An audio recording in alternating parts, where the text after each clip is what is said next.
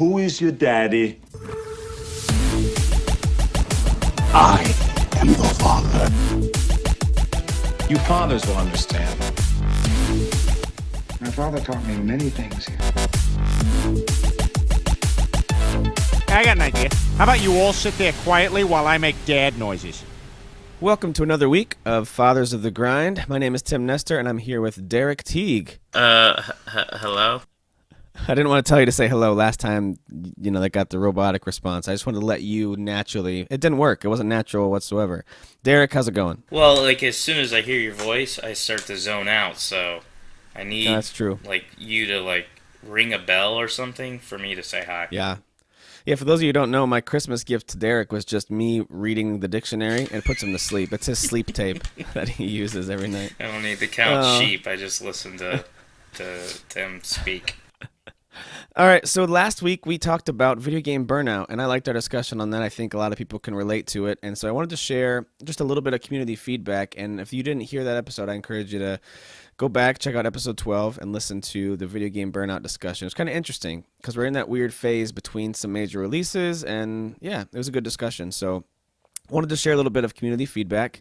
We heard from JP Thorne, and he said, last gen, I went a couple of years where I had no interest in gaming, so I missed out on a lot. I'm not sure necessarily that it was burnout, but rather just a phase of my life where games completely fell off my interest list. So JP can relate. Jesse White also chimed in, said, I've never gone years, but this past December until February, I couldn't get a game to hook me. So he tried several, and it wasn't until he replayed Ori recently that he kind of snapped out of it.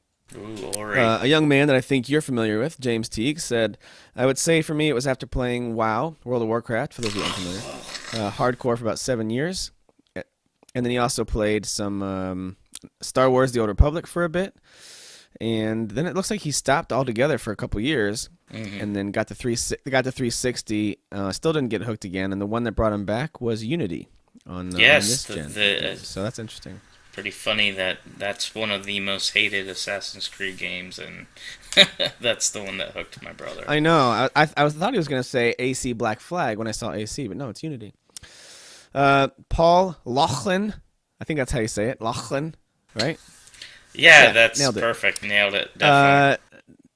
He said, I get burnout every once in a while, and he enjoys the hobby. He doesn't game as much as he used to when he was younger. He doesn't have the free time, and he has to be a little more choosy about the entertainment he consumes because of his schedule. So he might go an entire month without playing, and this recent season of Daredevil he mentions, I think that might be a reason he didn't play as much recently, was great. He loved it. Yes. So that's Paul's reaction, and I think we both agree with that, obviously, from our discussion last week.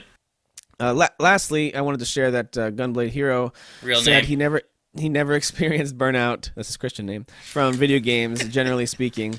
But I do experience burnout on certain games and genres. Right now, he says FPS is a genre he's a little burnout on. And I actually can really appreciate that, where I can get open world burnout. I could get turn-based RPG burnout, first-person shooter burnout. So I can appreciate that more than just general games, because I think we talked about last time how when we feel burnout of certain games, we retreat back to these kind of quick fix or more casual type of pick up and play and then stop whenever you want, i.e.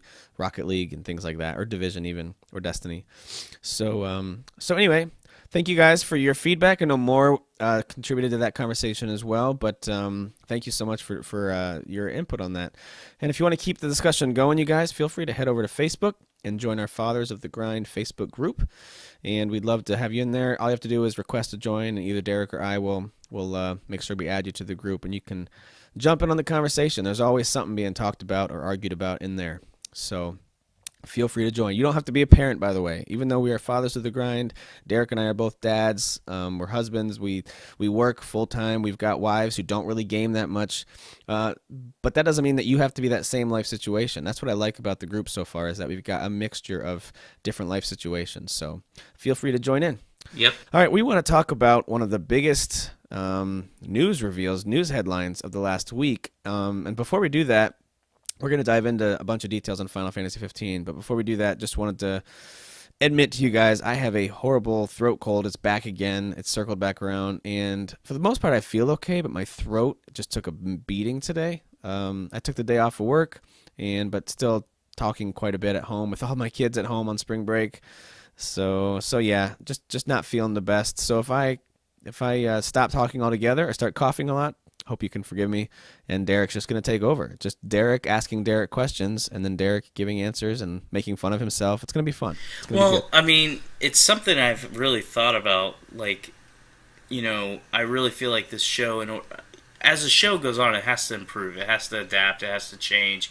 And it has to improve. And I just feel like if we ever got to the point where we got rid of you and just made it like a Derek and Derek show, where like I'm just literally talking to myself, that we could D&D. We could take this D&D. We could take this show to the next level. Like we could do it, but you wouldn't be a part of we. It would be we me. Yeah. The new Wii U game. I can't wait. Oh my goodness! If that's Nintendo's NX has actually becomes the Wii Me, that's gonna be amazing. Me wee. All right. The biggest news of the week by far, and we've got a few different headlines we're going to cover. Not all of them, of course, but a few ones that interest us we want to chat about. The biggest one, and we want to make sure we take time to talk about this, is last night Square had their big Final Fantasy Uncovered event. It was a really cool live streamed event hosted by Greg Miller and Tim Geddes from Kinda Funny. And I thought it was a pretty good show. I didn't get to see all of it. I saw roughly the last half, maybe like the last third. I'm not sure exactly how long it went, but yeah, so I picked up after the middle of it, and I picked up a lot of the major news. So what I want to do is just kind of go through some of their major announcements, and I know, Derek, you got to see the entire thing, and I think you'll have a little more insight for us than I will. But suffice to say, I am now officially really hyped for this game. Yeah. I already knew that the demo was out, but I never played it. I never bought Final Fantasy Type 0, and even if there was another way to access that or the demo, I never really went out of my way to do it. Because in general, when it comes to betas or trials or demos, if I already know that I'm probably going to like it, I don't bother. But with this one, Final Fantasy has gone through so many changes since I've played it. I really should give this one a go. So one of the things we'll talk about is they did release a surprise demo last night, which is a really cool announcement. They called it Platinum Demo, and that was available right then. That was a really cool way that they announced that. And so I've downloaded that. I'm going to be playing it. I know it's quite short, but I'm looking forward to that. And at some point between now and the release date, who knows, maybe I will try the full-on demo that came out last year. So, Derek, why don't you give us, let's just start right from the beginning as, kind of go through the announcements they had at this Uncovered event. Before we jump into, like, covering what was in the show, which a lot of our listeners, they're gamers, and there was a lot of excitement behind. They know what's in this show. Yeah.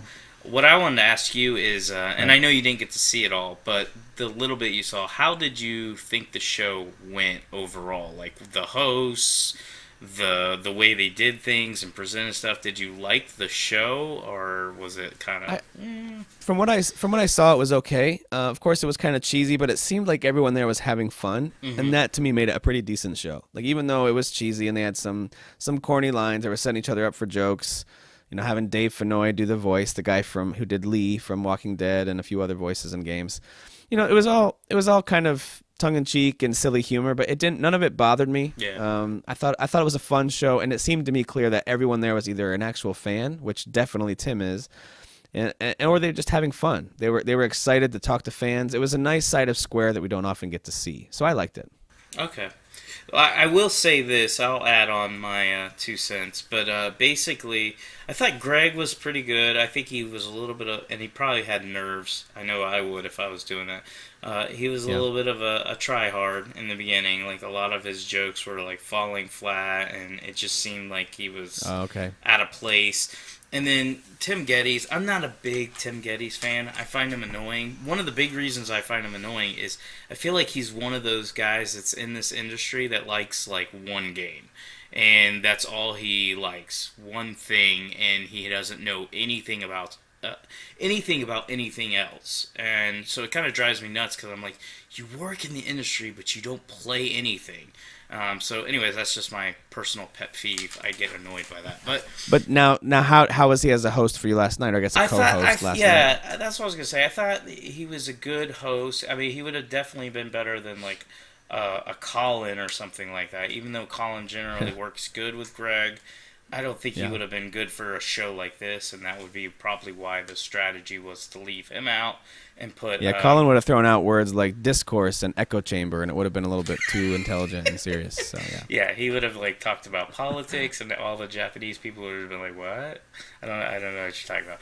But I thought overall the show was good, and I'm not talking about the content as far as what Square showed. I'm talking about how kind of funny did the show. I thought it was real good. I thought Dave, is it Fanoy or Vanoy? I think it's Fanoy. Fanoy. Yeah, I thought he was really good. I thought I love his voice. Yeah, I like his voice, and some of his jokes and making fun of Greg and Tim were pretty funny. And even some of the back and forth between Greg and Dave was pretty funny too. But overall, I thought they did a pretty good job. Like I said, kind of a rough start. Like if you went back and watched the beginning, you would probably agree that it was a little bit rough. Little cringy. Yeah, it was a little like, oh, how is this going to be? Because I felt like the cheesiness level was overload in the beginning.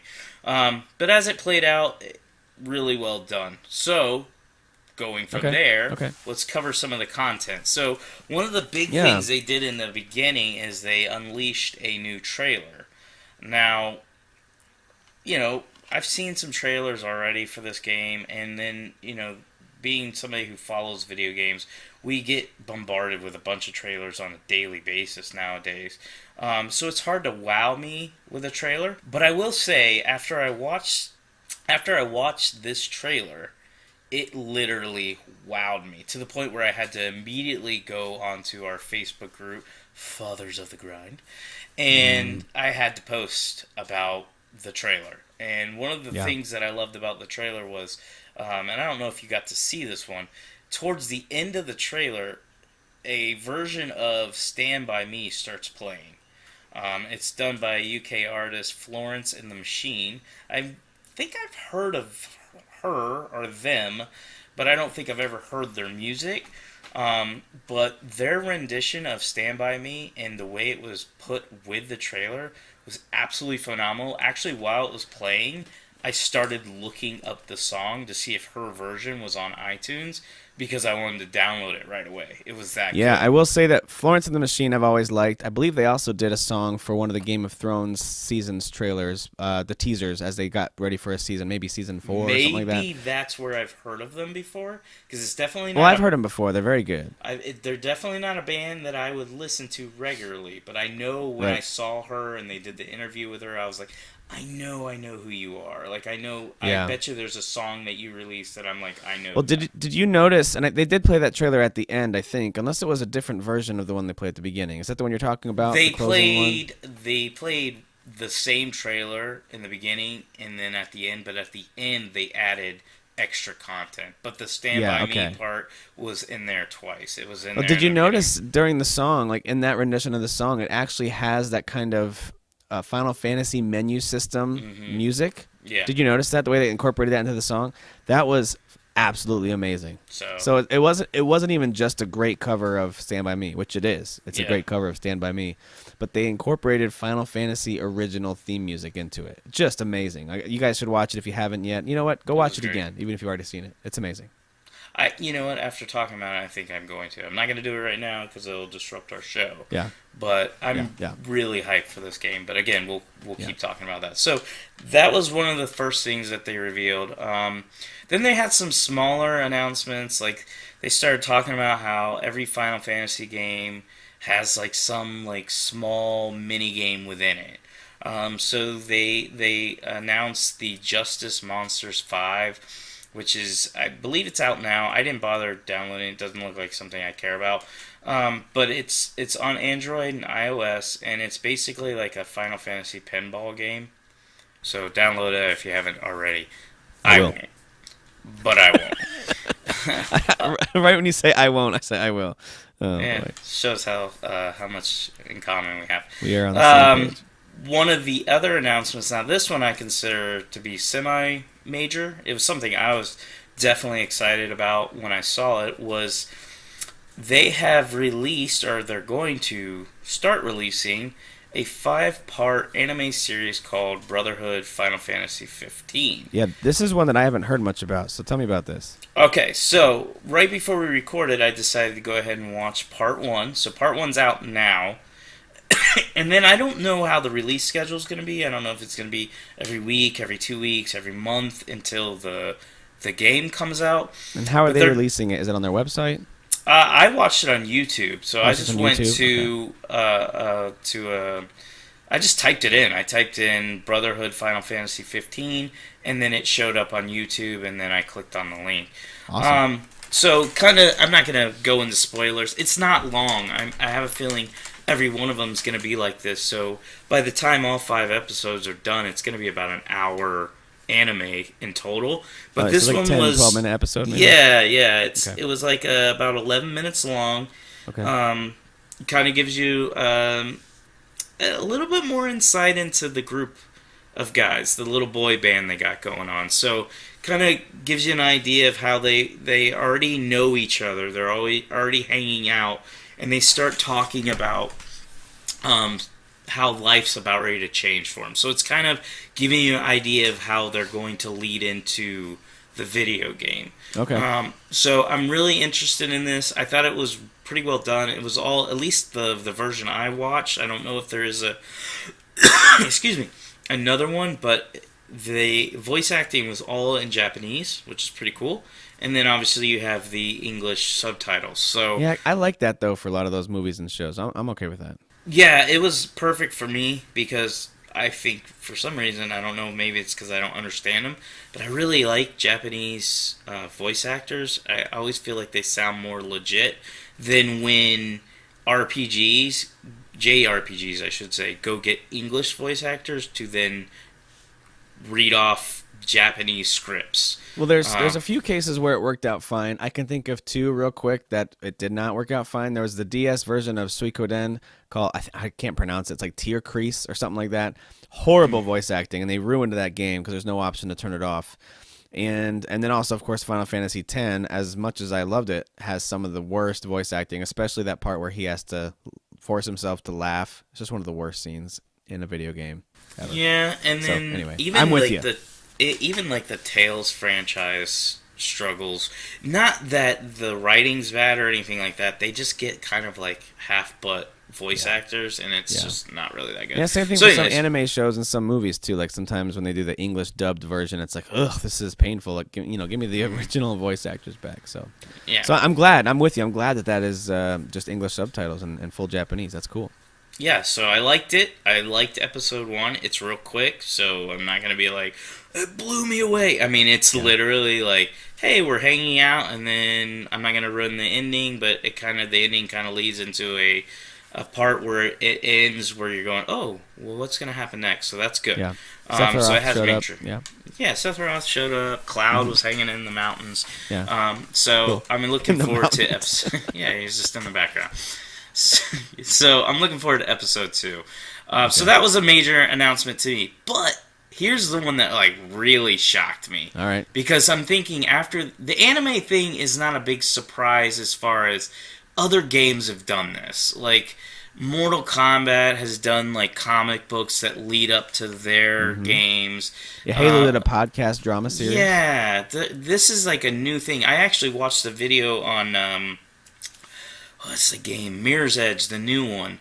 They're also going to do, like, I think they're doing a comic book leading up into the game. They started talking about that. By the way, that game looks phenomenal. Pre-ordering. But anyways, so Brotherhood, Final Fantasy 15, that's nothing new. Right. Animes, comic books, stuff like that leading into games has kind of been like a new thing that they've been doing the last few years in the gaming industry.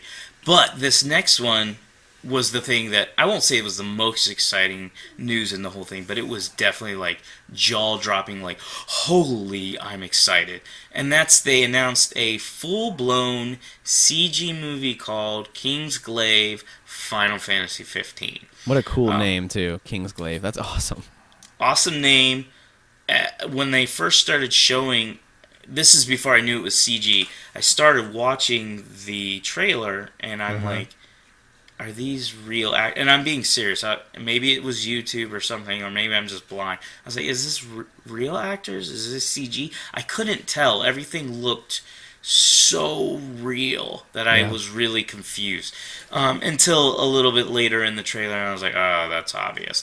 But I'm really excited about this. And well, according to this article that you linked, I just wanted to chime in here a little bit. According to the article you linked, it's going to be coming out sometime between now and the game release, which we'll talk about that in a little bit, which is this year. And it's going to be on Blu-ray and digital download, so I don't think they have any theater release planned. It stars Sean Bean, of course, known from Lord of the Rings, Game of Thrones, and many, many other movies. He doesn't usually survive in most movies and shows that he's in. Just as a spoiler. No. Have you ever seen that video, by the way, of all the ways that Sean Bean dies? It's hilarious and violent. But it's hilarious. I need to watch it. So he plays King Regis, and then Lena Headey, who was amazing in both 300 and in Game of Thrones as Cersei. She'll be Princess Luna. And then Aaron Paul from Breaking Bad and a few other awful movies, but he was great in Breaking Bad. And he will be the Kingsglaive soldier named Nyx. And so it's cool that they've got some really well-known, really accomplished actors included in this. I just wanted to throw that in there that for me, as someone who loves shows and movies, as we've talked about, I'm excited about the talent that they're bringing on board for this movie. And that was what I was going to say is, like, first of all, I was excited just because I like CG movies. And one of my favorite CG movies of all time is Final Fantasy VII Advent Children. Yeah, me too.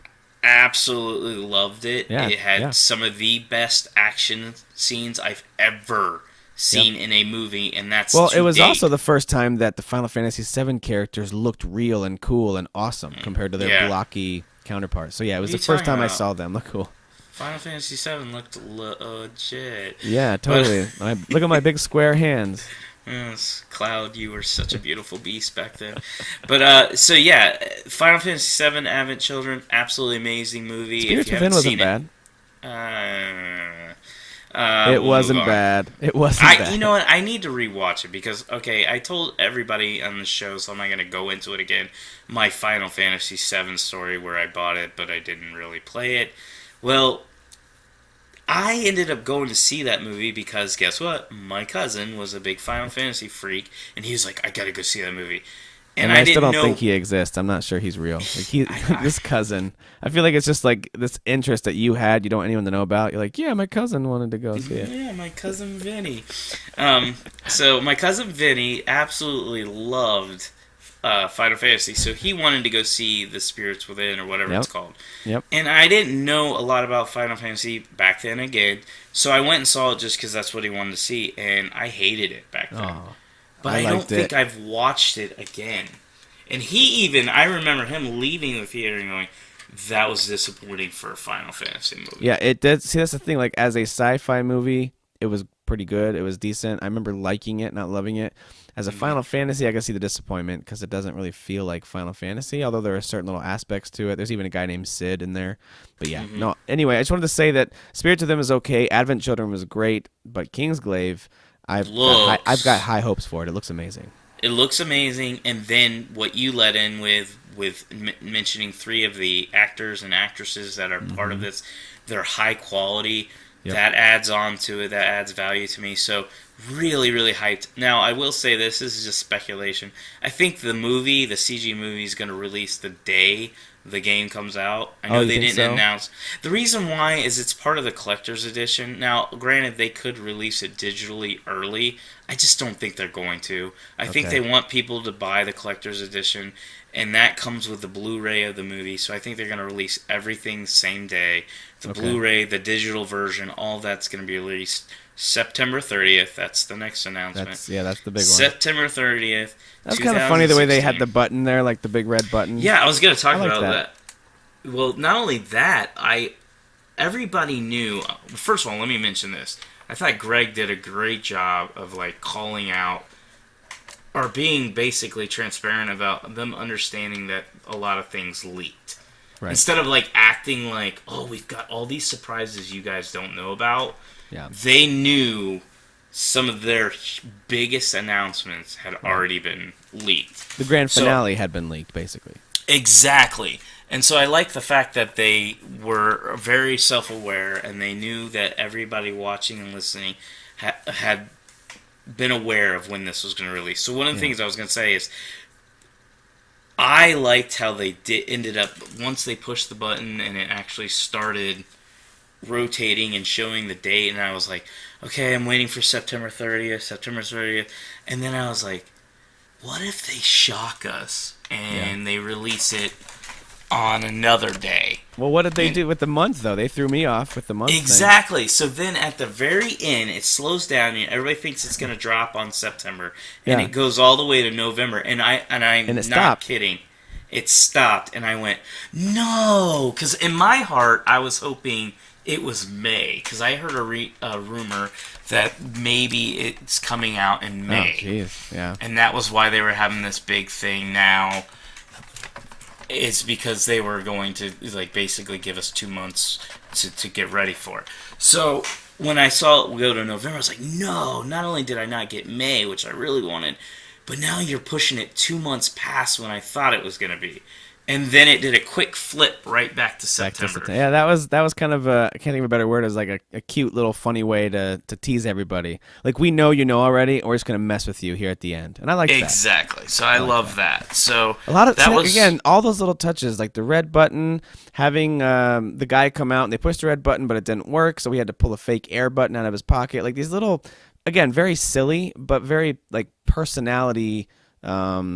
I can't think of the right word. It was just laced with personality all throughout that show. Like, it was silly, yes, and parts of it were very cheesy and canned, but it didn't feel like a business or corporate E3 demonstration. It felt like, hey, we're talking to you, the fans, and we want you to enjoy this. And overall, the vibe of it gave me that kind of a feeling, that they were there to please fans, and I think for the most part they succeeded in that. I have yet to see anybody complain.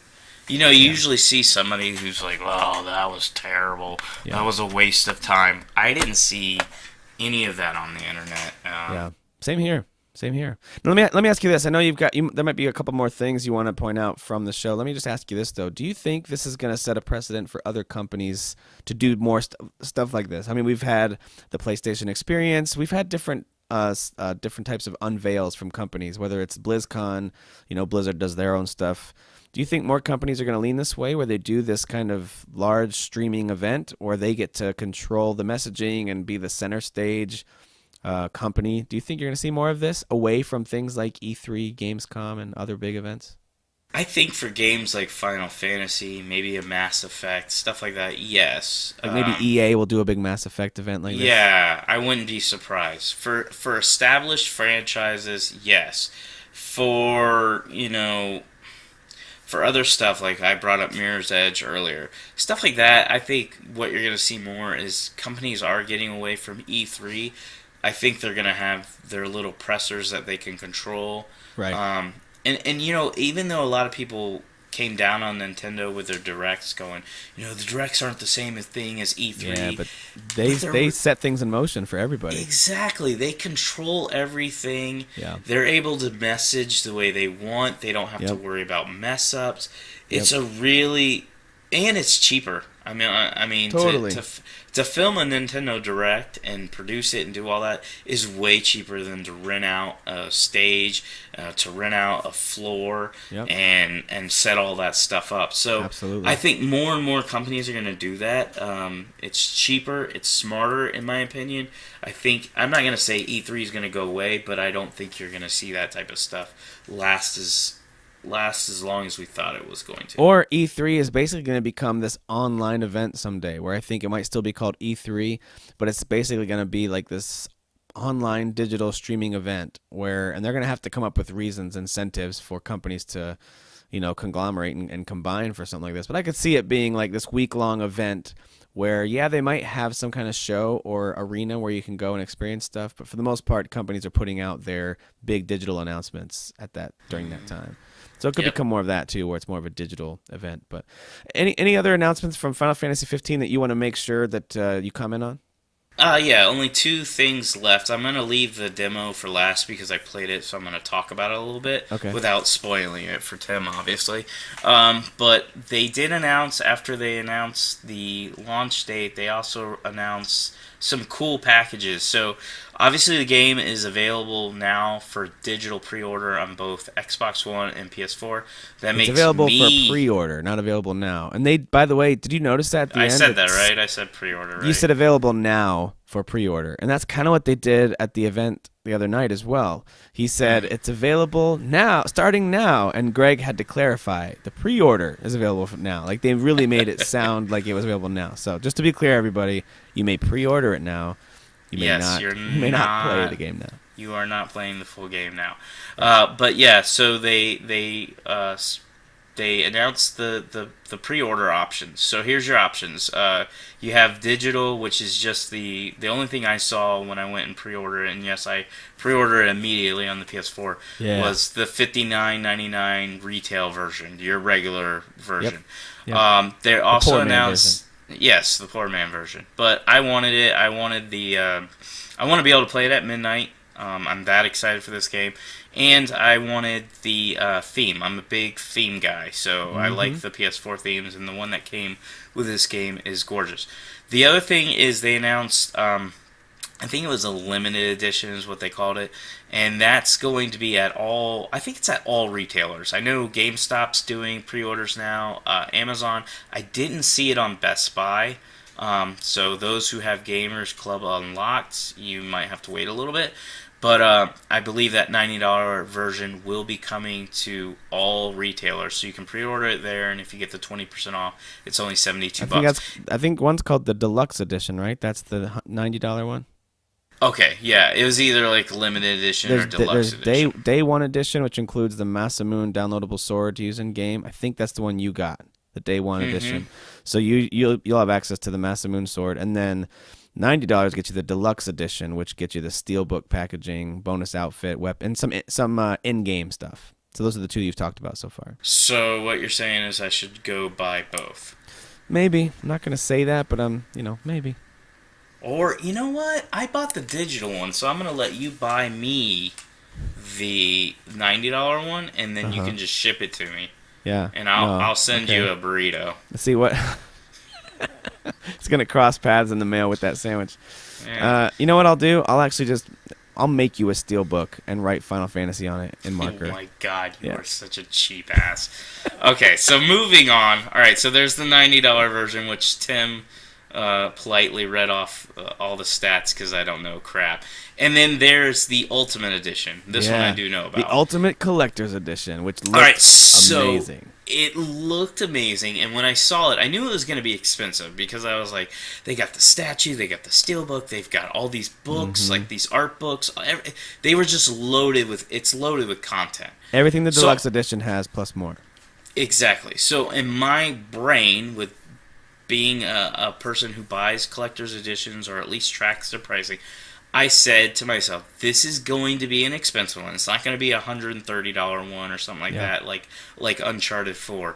This is going to be a $150 to $200 one. Yeah, I thought right? 200. That's what I thought. Yeah, 200 is going to be max. I then go and look it up, and it's $270. That's right. It was a huge no. Well, let me just make sure I read all the things included, because I do think you're getting enough value for that. It's just a matter of whether or not you want to spend money on these things. So you're getting the game. You're getting everything the deluxe edition comes with, the steelbook case. You're getting all the in-game stuff you would have normally gotten. Steelbook packaging, I should say. You're also going to get a hardcover art book, which whenever you hear that, it's not going to be some cheap little thing they staple together. It's going to be a nice, like, coffee table variety art book they're going to put together. It's the soundtrack. An exclusive Play Arts Kai Noctis figure, which looks really cool. I'm not sure how big it is, but it looks very cool, so good for collectors. 4 in-game item packs, not just items, but item packs. And, of course, everything else you get in the other editions. So I think you're getting your money's worth if you are up to spending that kind of money. Okay, yeah, if you're a Final Fantasy fanboy, I wouldn't condemn you, obviously. If this was a Mass Effect Collector's Edition, I might be if you're Daniel Fritas or if you're Mark Allen... If you're Clayton Pace, I totally get it. Yeah, I wouldn't be like, oh, you guys are dumb. Yep. Here's the bummer that I was going to share is it's $270. I don't mind doing collector's editions when I know I can get 20% off of them. So this would be one that you would get $55, around $55 off of it.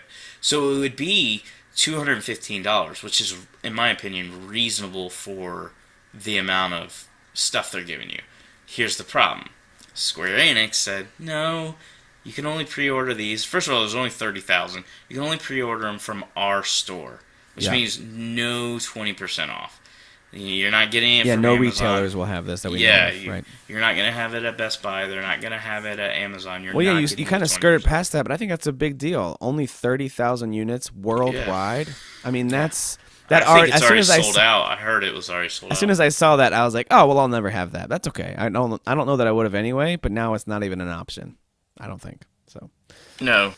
By the way, how much do you think that edition will go for, like on eBay? It's going to double its value at least. I think the lowest ones you'll see is $500, $550. $600. And there's going to be people that get it. They're gonna do it. So. Yeah. All right. Cool. Well, that's very exciting stuff. I know that you're excited, and I'm pumped that you pre-ordered it already. So cool. We get to play that on September 30th. Oh. Final Fantasy 15. And dude, by the way, just seeing all this Final Fantasy stuff. not game sharing. I'm coming to your house. So all this Final Fantasy talk has actually got me like, oh, I need to play a Final Fantasy again. I don't know which one. Yeah. Maybe I want to fire up 10 remastered, or like you said, go back to 7. Go back to my favorite of all time, 6, which I have. I actually have Game Boy Advance SP sitting on the shelf here with a little charger on top of it, and I've got Final Fantasy 6 Game Boy Advance version sitting there. Who knows? Like randomly, I might just be like, I'm doing this and jump back into it. But I don't know. Yeah, you just have I bad got the taste, so 6 is probably pretty bad. 6 is amazing. It's a perfect RPG. But I'm very excited for this now. All of a sudden, like last night's event, I think it did exactly what their marketing and planning people wanted it to do, and that was it drummed up excitement for the franchise. In addition to telling people who are already going to buy it, they were already going to buy Final Fantasy 15. They just wanted to know more. Mm-hmm. This was also meant for people like me, who were interested but not necessarily pumped for it, because it got us amped up for this game. So. Yeah, I mean, well done, I Square. would I thought say it was a great event. I would say I'm one of those that was like pumped, but not like if somebody said, "Hey, what's your top 3, top 5 games you're excited for 2016?" It was not one I was going to mention. I was going to put Quantum Break, Uncharted, those type of games ahead of it. Right. After watching that, I think it was an hour and a half presentation. That game jumped up hugely, like to the point where I'm like, I want to go play Final Fantasy X. I want to play Final Fantasy right now. So yeah, for me personally, it did a great job. You can chime in on what your thoughts on your most hyped games for this year are. But for me personally, Uncharted 4, of course, is coming out. That's one I'm most excited about in the immediate. And the next one I'm hyped about the most is Horizon Zero Dawn. Assuming that comes out this fall. I think it'll get delayed, but yeah. Yeah, if it comes out this fall, that's my number one hyped game. If it gets delayed, which wouldn't be a shock, then Final Fantasy 15 is that one that's the only other one that I'm extremely excited for this year. There's others that I think are going to be cool, but that one I am now really hyped on. So let's talk about one more thing, and then we'll move on, because we saved, I won't say the best, but another important thing for last, and that's they, like you said earlier, they mentioned or they announced that a new demo. So they released an old demo, or they released a demo a year ago if you pre-ordered Final Fantasy Type 0, which the game, I'm not going to say it's trash, but if you play it, it's a little difficult to play because it has a terrible camera, and there's some other issues with it. But it came with... But shout out to Mark Allen. He says the story is good. That's you know what? I've heard from several people it's good, so I wouldn't mind actually, finishing it. But they announced the release of a new demo. This demo's definitely smaller than the one that was released a year ago.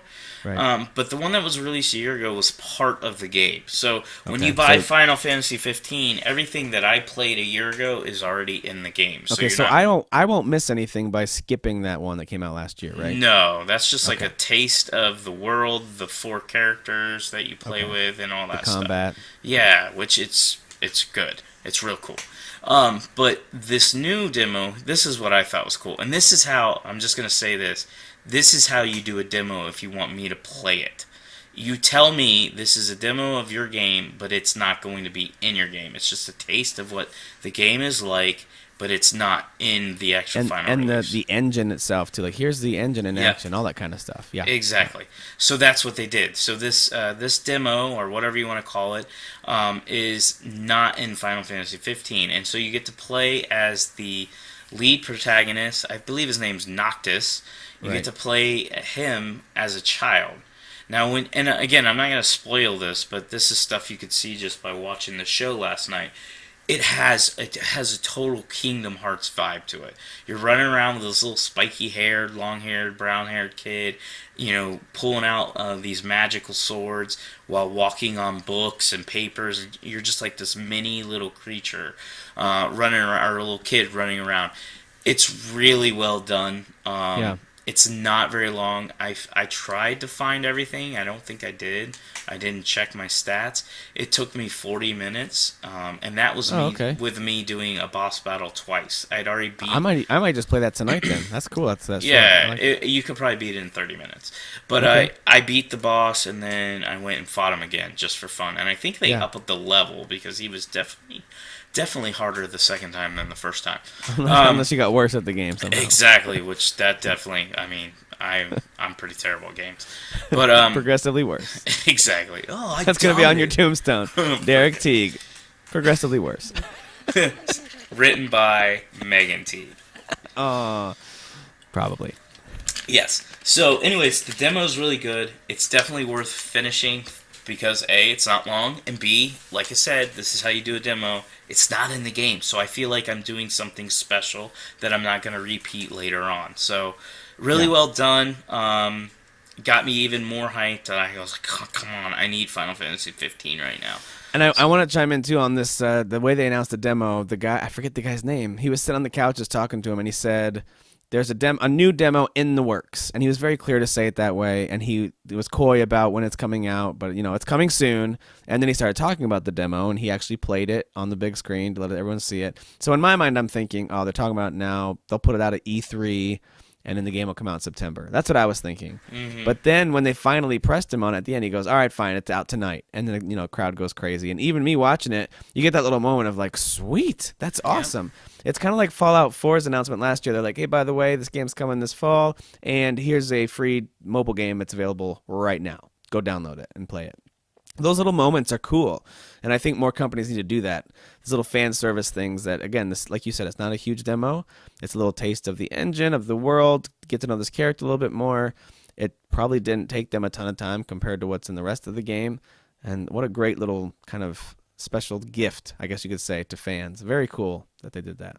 Yeah, so going into it, most people were aware that the demo was supposed to come out tonight. So even how he did that got me to a point where I was like, oh, he specifically said it like this. Maybe it's not coming out tonight. Yeah. No, I thought the way he played it sounded very like PR speak, like it's not ready tonight. Huh. No, it's not ready. And so I like the way they did that. They were playing off knowing people knew all this stuff. Yep, and so good. they were their goal was to make you second guess, and they did it. They did it twice with me.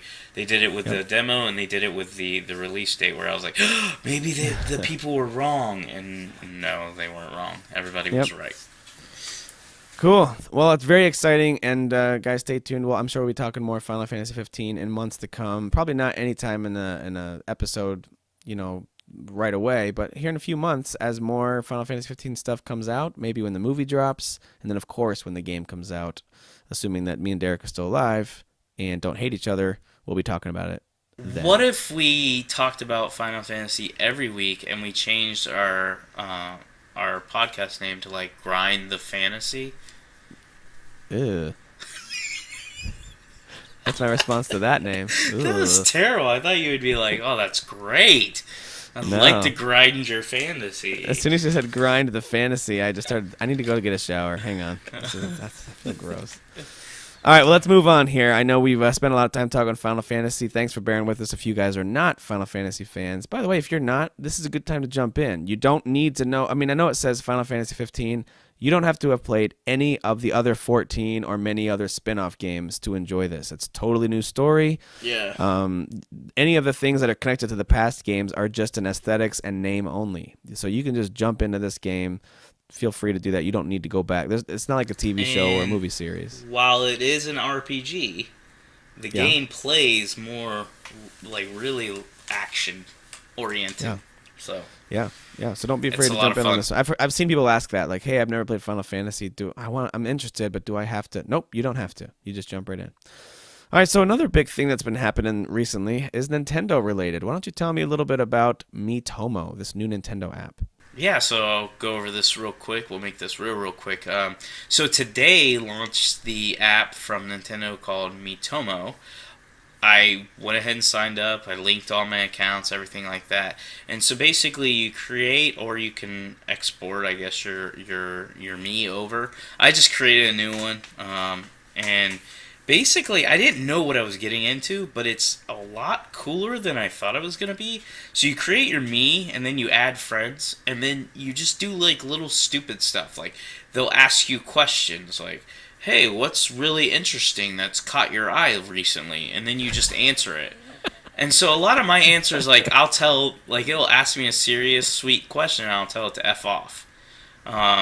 Or, you know, like, what's been interesting lately, and I'll put, like, me. So I'll answer it, and then my answers will go to other people. So they can, if they're my friends, they can go look at how I responded. Oh, and then they can, cool. yeah, then it's kind of like Facebook. They can like it or heart it, or they can comment on it. And so I've had a few little back and forth conversations with a few of the guys in Fathers of the Grind group, or Grind, the fantasy group. Oh, my word. Don't ever say it again. So I've had a few back and forths with them, just joking around, having fun. So it's been pretty cool. And then you can play little mini games. You earn rewards, so you can buy costumes. There's just a bunch of stuff. All right. So if people in our group want to get on board with this, and I've seen a lot of people posting about it. I know Robert Snow is one who just jumped on board. There's a few others who are saying, Frank Clark, a few others saying, hey, let's do this. Let's get a community going on this. How do you connect with each other on there? Do you have to know each other's phone numbers? How does it work? I would suggest for our group we just become friends on Facebook and then just add each other, because you can add people via Facebook. Yeah, so if you link your account, it'll tell you, hey, this is your Facebook friend. Easy enough. Cool. And they have a Miyamoto. Oh no, I did it. Miyamoto. Miyamoto. There has to be a shout out to him in that name, Miitomo, but maybe not. Yeah. So anyways, that was my quick little thing on it. Definitely download it. It's worth it. It's cool. Check it out. And moving on. Miitomo, very cool. All right, well, we've got a few headlines we want to cover, or at least, just touch on. We're not going to cover all of them. We just want to cover ones that are interesting to at least one of us, if not both of us. But before we talk about things that websites and social media and everyone's chatting about, I wanted to give a perspective on the news from someone that, I don't know about you, Derek, but I really respect. I mean, to me, the business acumen, the vocabulary, the just overall intelligence of this man is I've actually considered leaving my job. I work for Chase. I'm considering leaving my job so I can just go work for this guy. Yeah, he's absolutely amazing. You guys know him on Twitter as @Kazhirai CEO. And he has the best takes on current events in the gaming world of anybody. Yeah, so let me just give you some recent news as told by Kaz Hirai. So regarding the Xbox Live connection issues that were happening in February, here's how he summed up that news. Two big former PlayStation exclusive came out on Xbox One this week: Rocket League and network connection issues. It's true. It's not funny. It's true. It's 100% true. And he's also not afraid to talk about the PSN connection issues. They also had struggles. And so here's one of the details. And they released firmware 3.5, and so here's his summary of that news headline. With firmware 3.50, we are adding functionality for users to appear offline. We also hope to add functionality for PSN to appear online. I'm like cracking up. Like while you're talking, I'm like, don't make a noise. And I'm just laughing because I'm reading ahead. This is terrible. You guys remember the debacle when they used assets from the Assassin's Creed series, some of their art assets in the Uncharted 4 trailer. And so he put up a picture, and I included that in the notes there for your enjoyment there, Derek, where it's a picture of Assassin's Creed 4 Black Flag, but someone has copied and pasted, and it's clearly like this white background pasted Uncharted 4 title on top of it. And it says, I am proud to reveal the final box art for Uncharted 4 A Thief's End. We worked so hard on this. We worked so hard on this. Oh, my gosh. So funny. And the timing is just hilarious. That was right after all that news came out, where the Ubisoft guy was like, hey, I made that. You guys are idiots for using my art without permission. And so he posted this shortly after that. We worked so hard on this. Oh, that's great. And the last one I'll share with you is regarding politics. And, we're not going to get political and who's right and who's wrong here, but this was very funny. As all the Donald Trump stuff just keeps rolling along here, at the beginning of the month, Kaz put up a post that said, the Republican Party right now. And it says : and then there's a picture of Donald Trump at one of his rallies giving a thumbs up, and overlaid on top of that image of Donald Trump, it says, there's a black box, and it says, are you sure you want to restart the 2016 presidential election? All your saved progress will be lost. Yes or no? So it's really great, and I think, many people do want to restart that. But so there you go. Kaz, thank you so much for your insights, your wisdom. Yep, and for those of you who want a good laugh and you like keeping up with the games industry, a lot of these jokes are super nerdy. I tried sharing them, one or two of them, with my wife because I was just laughing at them, and she's like, I don't understand most of this stuff that you laugh at. Like, yeah, you would have to know what he's making fun of, which would be the games industry. Like the Uncharted 4 art thing, I was crying, laughing so hard when I saw it. I was looking on my phone, and my wife just looks over at me. I'm on the couch just dying, and she's like, what is wrong with you? So I tried to explain it. And she was so eager to get back to whatever she was doing on her phone. As I'm explaining it, she's like, no, I shouldn't have asked. I shouldn't have asked. That was a dumb idea. All right, let's talk about some headlines. We're just going to go through these relatively quickly, unless you've got some thoughts on them. There's a few of them that I think are either continuations of conversations we've had in the past, or just are interesting things to note for our listeners. The first one, I know we've got some sports fans in our group, and I know you and I, Derek, have talked about NCAA football before. We both like that series a lot. We're both big college football fans. Mm-hmm. It was announced that the final payouts have been determined for this NCAA lawsuit by Ed O'Bannon. Mr. I've got nothing else to do, I'm going to sue. Yeah. And so the final payouts were announced. They were not that impressive. The numbers themselves aren't that interesting. But what's interesting to me is I think, and I don't know if you have any thoughts on this, I think this might open the door for conversations to begin again on getting college sports back in the video game world. I hope some kind of conversation will begin now that that's happened. Do you think that's going to happen, or do you think, no, this is just people getting paid and they're still not going to be made? I mean, I think if EA was smart, and I believe they are, that they're already having these conversations. Like they've already probably known for a while how much they were going to have to pay out. Which, you said you weren't going to get into numbers real quick. It's $1,600 per player. So if you multiply that by a lot of athletes, it's still a good amount of money that they're paying out. But certain players get more, just so you know. Like Ed O'Bannon and a few others are getting a lot more. Yeah. Yeah, because he brought it up. He whined the most, so he gets more. Yeah. But I think realistically, they could probably make that back in one or two releases of the game. Right. So it would be in their interest to do that. Now, here's the thing that would hold them back. If they have to pay a lot of money up front just to make the game, and I'm not talking about making the actual game, I'm talking about paying the NCAA, if they have to pay players or anything like that would hold them back, then that would be the reason they would say, nope, we're done. We're never doing this again.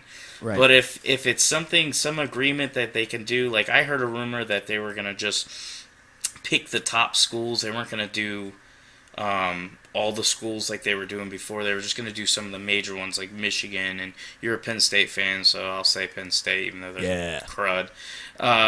But some of the major schools that would have an agreement with them, like, hey, we're willing to do this. We're not going to charge you billions of dollars to do it. We support it. Boom. And then put them in a game. So I do think we could see possibly a new game. But and one of the things that I thought was once they get this all settled with the players, I do think that the schools, for the most part, I would imagine they see the benefit in it. You're continuing to please your fans who are, paying for tickets and watching you on TV and paying for advertising. So easy with the players. Like, all you have to do, and this isn't to be like to get all racy or anything, but if number 12 on Michigan is a black player, make him white. Well, I was actually kind of going to go there. I was just going to say, I wonder if the next step is to. Have you ever played the game where they just kind of, as you recruit new players and you're doing franchise or dynasty mode and you get new players in, they're just randomly generated? Yeah. I could see them creating the next NCAA game where the schools are real and all the information about the schools, maybe even the coaches if there's a deal there, who knows. But all those things are real and in place, but the players are completely made up. And I could see that being the case. And they do something like that, and then of course users could create rosters, and you could download them that way and fill out your rosters through a downloadable of some kind. But I could see that being kind of a way that they could resolve this without needing to pay people again. But anyway, thought that was interesting. I would love to see a new NCAA game. Yeah, I would probably have a heart attack if they ever announce one. I would love it. All right. Also, Telltale has announced that The Walking Dead is launching, the season 3 of The Walking Dead is launching sometime this year. Of course, all 5 episodes or 6 episodes, however they decide to do it. There's no way that they'll all be out within this year. They have a lot of time between episodes. But you should be seeing episode 1 of season 3 sometime in 2016. Now, did you finish season 1 and 2? Yeah, I did both of those. Yeah, I liked them both. I liked the way they did it, but I have heard that there's going to be an update to their engine starting with the new Batman Telltale game this year. I would assume The Walking Dead's going to benefit from that as well. So I would love to see an update to their engine. It doesn't have to be totally revamped, just, fix a lot of the issues. I think there's a couple things I'd like to see from a Telltale game. I'd like to see prettier graphics. It doesn't have to be, like a AAA upgrade, but just a little bit prettier. It up. Yeah, sharpen it up, and then just it actually run correctly. I mean, the stuttering is ridiculous. And it speaks to the writing, the quality of the writing and the story they're telling and the characters they have, that I still love all those games despite all of its many, many, many technical flaws. There are things that take me completely out of the experience because technically there's so many glitches and things that jump and kind of bleed through or break, and it's just that's not how it was supposed to work. But I still love those games because the story and the writing is so good. So yeah, I'm with you, man. If they upgrade the technology, then all of a sudden the Telltale games are going to be back on my radar in a big way. So yeah, very cool. All right, also Xbox has some free games coming out for gold this next month. Did you get a chance to look at these yet? Yeah, it's a good lineup. I think it's probably one of their best lineups, at least since I've owned an Xbox, which has been a long time, you guys, that I've had this Xbox One. Yeah, like a month. It's been a long time. But no, they've got some great ones coming out. So in April, for the Xbox One, for the entire month, starting on the 1st, which will be tomorrow as you're listening to it, is The Wolf Among Us, the full season. Great game. Speaking of Telltale, great game. And then starting mid-month, April 16th to May 15th, is Sunset Overdrive, which when I saw that, I was excited because that's a major Xbox One game that I've missed out on up to this point. So The Wolf Among Us, Sunset Overdrive, great lineup for the Xbox One. And then on the 360, 2 games that you'll also be able to play on the One, Dead Space and Saints Row. And they're going to split the month. The first 2 weeks of the month, Dead Space, and then the second half of the month, Saints Row 4. So there you go. What are your thoughts on the gold lineup? 4 of those games are great. Unfortunately, I own all of them except Dead Space, and I probably won't go back and play Dead Space. But still, wonderful month. Not everybody's like me and has all those games. So if you haven't bought those games, The Wolf Among Us, phenomenal. Sunset, quality game. I wouldn't say it was amazing for me. I didn't even finish it because I just kind of got bored with it. And then Dead Space is a really, really good horror game.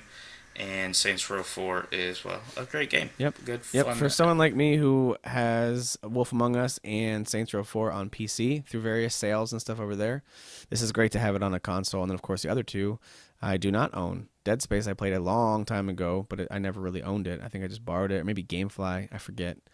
But yeah, this is great. This lineup for me is fantastic. And so to counter that, let's look at what Sony's offering through the PlayStation Plus games for April. For the PS Vita, you're going to see Shushimi.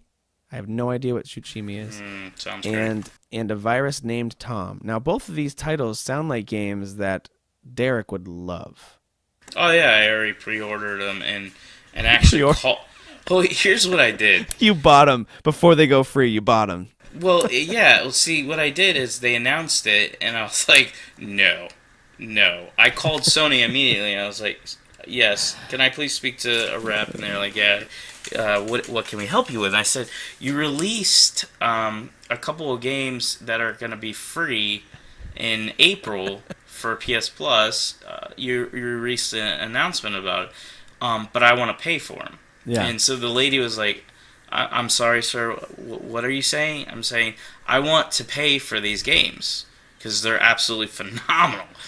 And oh, boy. She didn't quite understand, but bottom line is I ended up giving Sony $40. I now own A Virus Named Tom and Shimmy.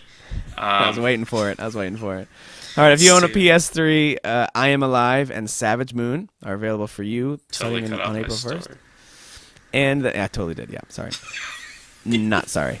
And then PS4, there's Dead Star, which will be releasing this month, so you can grab that for free. And Zombie, port of the Wii U game that got mixed reviews, but it was a unique game on the Wii U because of its usage of that the controller. So I wonder if it'll carry over the same way. It's a good survival horror game. It doesn't have the greatest gameplay, but it's definitely one. If you're like looking for a game that puts you at like basically feeling uneasy at all times because you're worried about losing everything. It's almost like a Dark Souls. So you're going out there, you've got all this stuff, and if your character dies, your character can lose it all, dead. And you basically are reborn as a totally different person, and you have to go back to where you died to get all your stuff back. Yeah, that's cool. Well, Dead Star 2 is releasing. It's launching as a PS Plus game, and it's a team-based shooter with RPG influence that is dreamed up by the folks at Armature Studio, and it was founded by key members of the Metroid. I'm a big Prime Metroid team. fan. So that's kind of cool. I like that. That's pretty good credentials. I know you are. Dead Star is the result of a wouldn't it be cool if type process. That's how the developers describe it.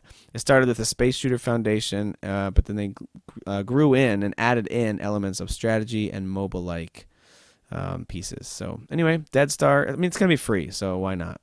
And as Derek said, you could always call and ask to pay for it if you are like as excited as he is. More. So if I had to give a brief review of those two, I'd say Microsoft nailed it, and Sony, it's okay. Not amazing. The last couple months for Sony's PS Plus games have been a lot better, including games like Helldivers and Broforce and Galaxy. A little bit better selection, but I feel like this time it's not quite as amazing. All right, there's a new game coming from Obsidian, and it's called Tyranny. Now, I know you're familiar with Obsidian based on the games that they've been involved with in the past. Knights of the Old Republic 2, Neverwinter Nights 2, Fallout New Vegas, Dungeon Siege 3, South Park Stick of Truth, Pillars of Eternity, and now they're making a game called Tyranny. Now, they're teaming up with Paradox Interactive again, just like they did with Pillars of Eternity. And this game, they describe it as making a game about making tough, morally gray decisions. Players live in a war-torn world ruled by an evil overlord named Kairos. And so you can find out more about this, including the release date and platforms on their official website. But Tyranny sounds pretty cool. Obsidian's got a good track record. It's nice to see them putting out a new IP as opposed to, I mean, they were known kind of for picking up the sequels for popular games and doing a pretty great job with them. So it's cool to see them launching another new IP, just like Pillars of Eternity. I really wish, and even though I have Pillars of Eternity on PC, I really wish they would release that on console.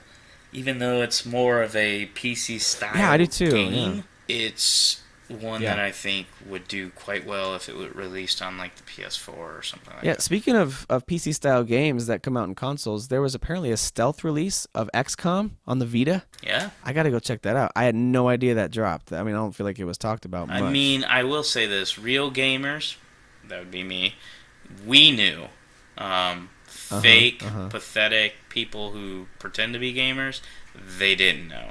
So you kind of figure out where you are. Just off the top of your head, I mean, no pressure, but who would fall into that category that you know right now? Like, what name comes to mind first when you think of that fake, pathetic style person? No, I mean, no feelings will be hurt. Just who comes to mind? I definitely wasn't directing that right at you. Okay, good. I was just making sure because definitely. I was starting to choke up a little bit. All right. Yeah, you're not a fake. So the game Rime, R-I-M-E, it sounds like Sony is out as the publisher, and they now have the rights back to this IP, and it's very possible, if not even confirmed, that it will not be a PS4 exclusive. So if you remember that Rime is a surrealistic adventure game, it was mentioned in many different lists as here's yet another Sony exclusive, but it's no longer proprietary IP of Sony. And so they definitely will have the ability to put it out on whatever platform they want to. So that's kind of interesting. There was an interview with the developer by Polygon, if you guys are interested in finding out more about that. But not a huge deal, I suppose, but it still is interesting to see a game that was listed as an exclusive that people are excited about, no longer super exclusive. We shall see. We shall see. That's right. We shall see. And who knows? They still might make an exclusive game. Maybe they just wanted to retain the rights to it. So. All right. Yeah, that could be it. Have you played Banner Saga yet? No, I own it on 2 platforms, and I've ignored it on 2 platforms. So you haven't even played it at all? I mean, I played like the first 5 minutes on PS4. Okay. Well, Banner Saga 2 is going to launch, and of course, this is part of their planned trilogy of games. So Banner Saga 2 is launching on April 19th, so it's coming out in about 2 weeks, a little more than 2 weeks. The sequel to its Viking role-playing game is now up for pre-order on Steam, and you can buy it for 10% off from now until its release date. So the first one arrived in January of 2014, and it sounds like the third one, they don't really have any mention of when the third one's going to come out. But this is the second one of a planned trilogy. So there you go. It's coming out in a couple weeks. Go check it out if you guys like the strategy turn-based RPG style game. It's pretty solid, but I haven't gotten into it enough to have an opinion. Yeah, but it's pretty solid. Solid 5 minutes. I have no idea if it's solid or not. I don't know if I can trust you. You can trust me because I'm actually a real gamer. But again, I'm not directing that towards you. Right. Yeah, there was no passive-aggressive insult there whatsoever. No, I don't do that. Lithium Inmate 39 is a psychological horror game. It's like a puzzle 3D platformer. It looks kind of interesting. And it is coming out for the PS4, being developed by Canu Arts. And it follows the story of a psychiatric patient who must find his way back to his origins to discover his past and understand what's going on in his mind. It's very creepy looking, lots of grays and blacks. It looks like a black and white game almost, except for things like fire and blood, especially when you die with one of these traps and puzzles that you don't solve correctly. Lots of red shows up on the screen. So kind of an interesting, unique looking game. It's one of those ones that has an indie flair to it in terms of its visuals and just kind of the overall theme, but I feel like it looks and might even play like a game that you might actually like. So, Lithium Inmate 39 looks really cool. I'm going to go with no. It does look cool. Oh, man, come on. I thought that was going to be a winner. One of these days I'm going to win you over on one of these games. You won't yawn halfway through it. You're going to love it. Yeah. Hellblade, Senua's Sacrifice. Now we're talking. Yeah, I knew you'd like it. I'm bringing you back. Let's actually end on this. Let's talk about this game, and then we're going to close up shop. But this is a game that I'm pretty excited for, but I'm going to let you talk about it. Yeah, Hellblade, Senua's Sacrifice, being developed by Ninja Theory. They debuted a new trailer during GDC last week or 2 weeks ago. It was formerly known as just Hellblade, and then they put out this new trailer that looks very emotional. It looks very cool. This new protagonist her name is Senua. She's a Celtic warrior. She's left traumatized after a Viking invasion, and she develops psychosis as a result of the attack and hears voices in her head. And so Hellblade seeks to explore mental health issues through the character. So it's got a deep kind of structure there that they're building this game on, but the visuals alone in the trailer and the way they did that motion capture trailer looks stunning. I mean, you should go on YouTube. Just Google or YouTube search Hellblade Senua's Sacrifice and check out this trailer from Ninja Theory. It looks gorgeous. Yeah, they're we've talked about them in the past, so I'm not gonna go over it again. But they've created some really good games in the past. This isn't some. Yep. This is one of those developers to me that they always put out a quality product, kind of like Obsidian. They always do, but they've never been a big developer. Like, they've never blown up where you could go, that's a huge IP that they release. They kind of just release these games. They do mediocre to solid in sales, so that kind of keeps them alive, but they don't ever blow up. But I feel like they've had so many titles, at least for me personally, that I've been like, love that, love that, love that, love that, Well, if you want some kind of some background on the technology itself, just to give you an idea of how good this technology is, they're working with Cubic Motion. It's a facial animation and computer vision firm. They contributed technology for games like The Order 1886, Until Dawn, and Rise, Son of Rome. So those are the games on their resume, and they're working with Ninja Theory on the facial animations and visuals. Oh, it's going to be amazing. Which I think for this type of game, with what they're trying to do, I mean, I don't even know what it's... When I first saw Senua, or whatever her name is, in the very, very first trailer, she looks a lot like the girl from Heavenly Sword.